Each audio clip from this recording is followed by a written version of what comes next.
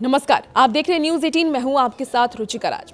कर्नाटक की राजनीति में आखिरकार वो बड़ा भूचाल आ ही गया जिसका अंदेशा पिछले कई दिनों से लगाया जा रहा था। मुख्यमंत्री सिद्धारमैया ने अपने पद से आधिकारिक रूप से इस्तीफा दे दिया है। दोपहर ठीक 3 बजे सिद्धारमैया सीधे बेंगलुरु के लोक भवन पहुंचे और वहां राज्यपाल के विशेष सचिव प्रभु शंकर को अपना इस्तीफा सौंप दिया।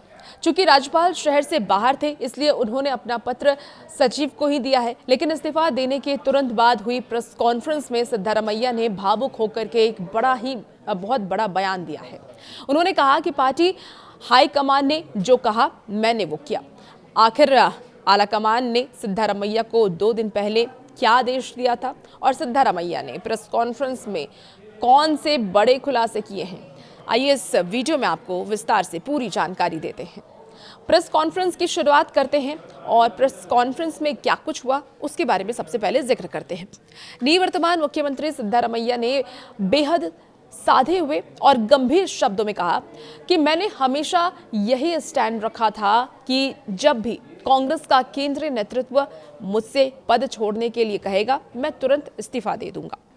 2 दिन पहले मुझे आलाकमान की तरफ से कदम पीछे खींचने का निर्देश मिला और पार्टी के एक वफादार सिपाही की तरह मैंने आज अपना इस्तीफा सौंप दिया। सिद्धारमैया ने साफ किया है कि वो कांग्रेस हाईकमान के फैसले का पूरा सम्मान करते हैं और उन्होंने पार्टी से किया अपना वादा भी निभाया है।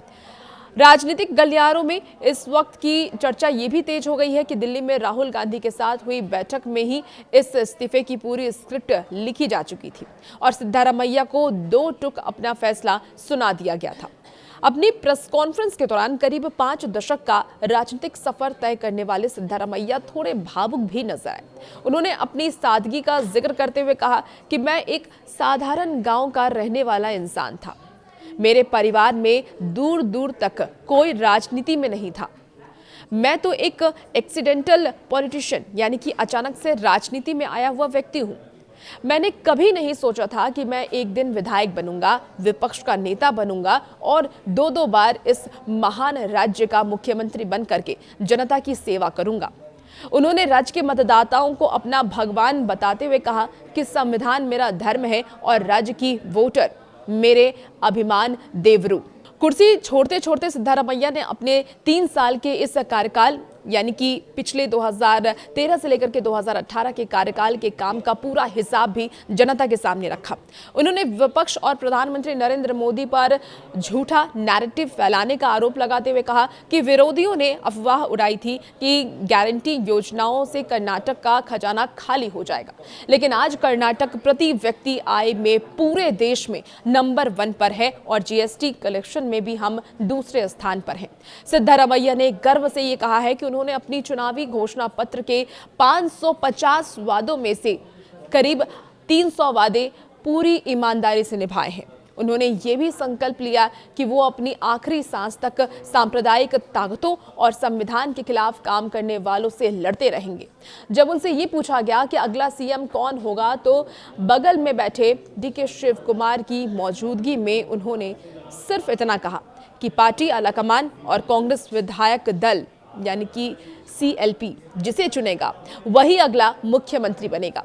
अब क्या होगा कर्नाटक का भविष्य? सिद्धारमैया के इस गरिमापूर्ण इस्तीफे के बाद अब कर्नाटक में 2.5 साल के सत्ता परिवर्तन के उस कथित फॉर्मूले पर मुहर लग गई है जिसकी चर्चा 2023 के विधानसभा चुनाव के वक्त हो रही थी।